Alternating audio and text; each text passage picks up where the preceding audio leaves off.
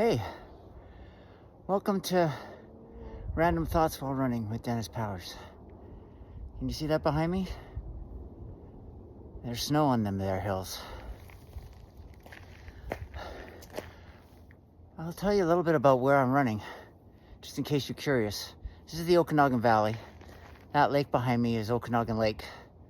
I think it runs about 90 miles through the Okanagan Valley.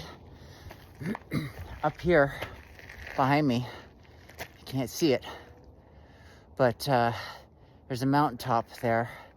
It's an old extinct volcano called Spinekop, spelled S-P-I-O-N, first word, second word, K-O-P, Kop. Like I said, I think it's an old extinct volcano. There's a couple of them around here. The reason I'm sharing that with you is because it's right outside my house, and there's about, I think, roughly 30 kilometers of trails here. Nice little trail system that volunteers in the local community have put together. And so I'm lucky enough to step out my front door and hit these trails to do my training. I train for longer runs. I like to see if I can do 50 or 60 kilometer runs. I've got some plans to do them in the Rockies and in the Selkirks, if you've heard of those mountain ranges. So the reason why I think that's important, because what's coming up for me today is being present. And the reason that's coming up for me today is because I'm running for the first time in 6 months, a section of trail where I broke my ankle. So about 6 months ago, I was training for a 50 kilometer run. I've been running about 15 kilometers, still pretty early on in my training, and I was quite tired, and started getting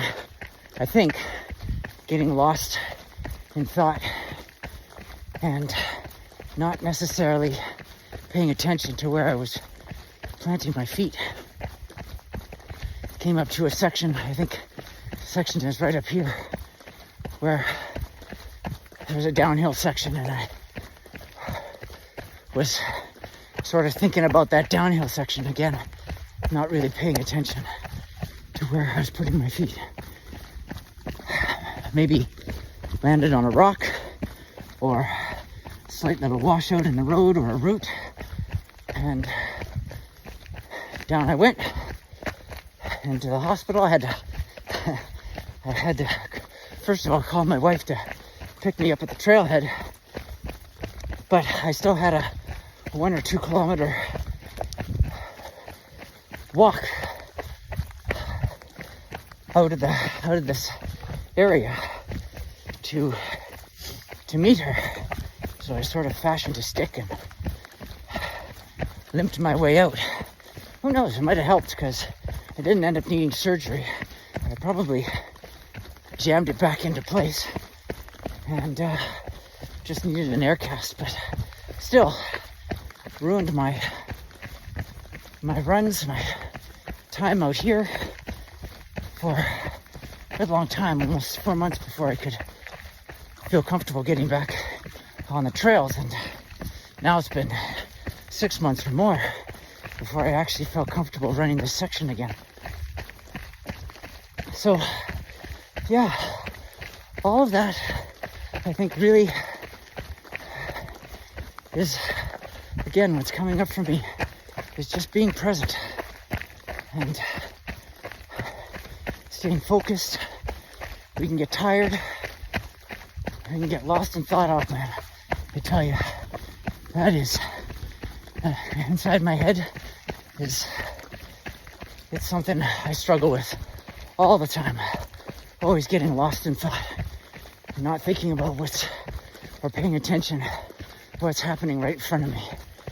So this is something I'm really trying to focus on. And I guess my point is that by staying present,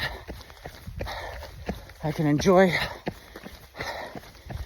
this space, this run, this experience, and all the other ones that I'm currently experiencing.